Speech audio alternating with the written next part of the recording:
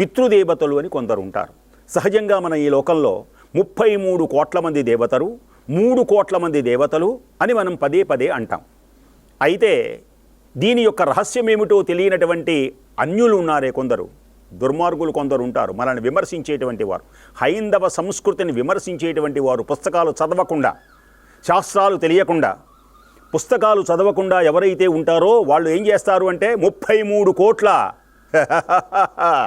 3 కోట్ల ఏది 10 పేర్లు చెప్పు అనగానే పాపం చదువుకోనటువంటి వాళ్ళు ఉంటారు కదా, వాళ్ళు ఏం చేస్తారు అంటే పాపం మాకు తెలియదండి అంటారు. చూశారా, ఇవన్నీ అసత్యం.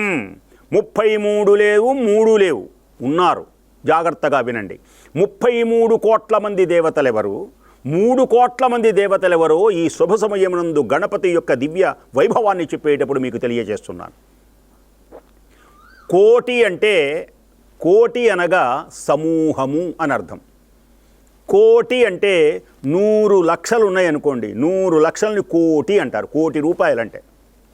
కోటి అంటే అంచు చివర, కంచి కామ కోటి పీఠాధిపతులు అంటారు. ఆ అర్థం వేరు. అంటే ఇప్పుడు మనం తీసుకునవలసిన అర్థం ఏమిటి అంటే, సంస్కృతంలో కోటి అంటే సమూహం, 3 కోట్లు అంటే 3 కోట్లు అంటే ముగ్గురికి సంబంధించిన సమూహం. ముగ్గురు ఎవరు? బ్రహ్మ, విష్ణు, మహేశ్వరుడు.